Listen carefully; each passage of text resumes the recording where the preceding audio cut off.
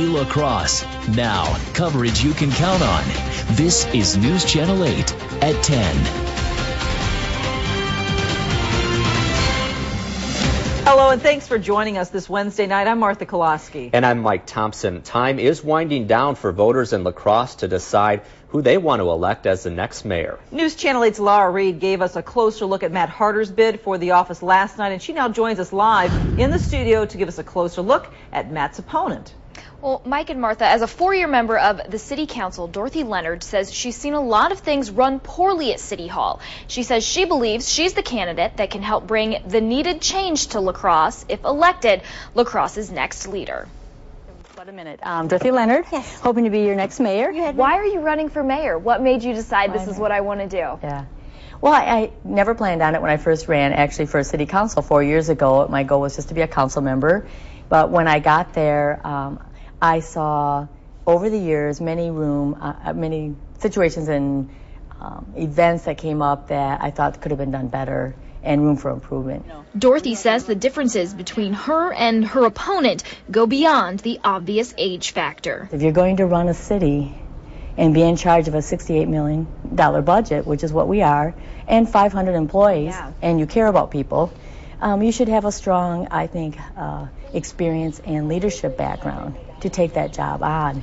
Dorothy says her resume speaks to her experience. She's a 4-year city council member and a university administrator, jobs that she says have given her the skills to head to the mayor's office. Another reason that I ran is I think you need experienced leadership during times like this where you're having especially economic crisis. It isn't going to be business as usual. You can't watch the news without seeing the economy, and that is the topic. And we're, starting to see measures of the struggling economy here. We're seeing layoffs and people struggling. What would you do to help improve that business climate, to bring jobs to the area, and maybe to even make people feel better about the local economy?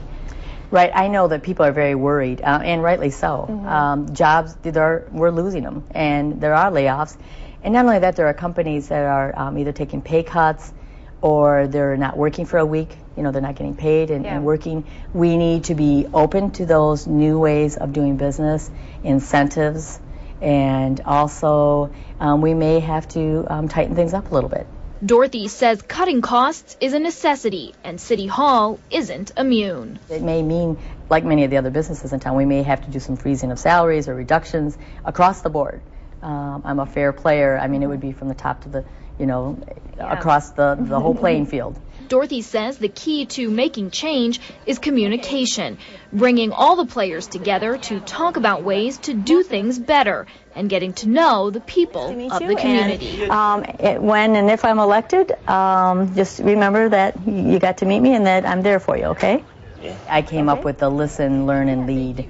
I think that says it all. We need to be able to listen to what the issues are bringing to the city. I mean, we are a service organization. This is what we do. And being mayor is a job Dorothy Lenard is ready and willing to take on.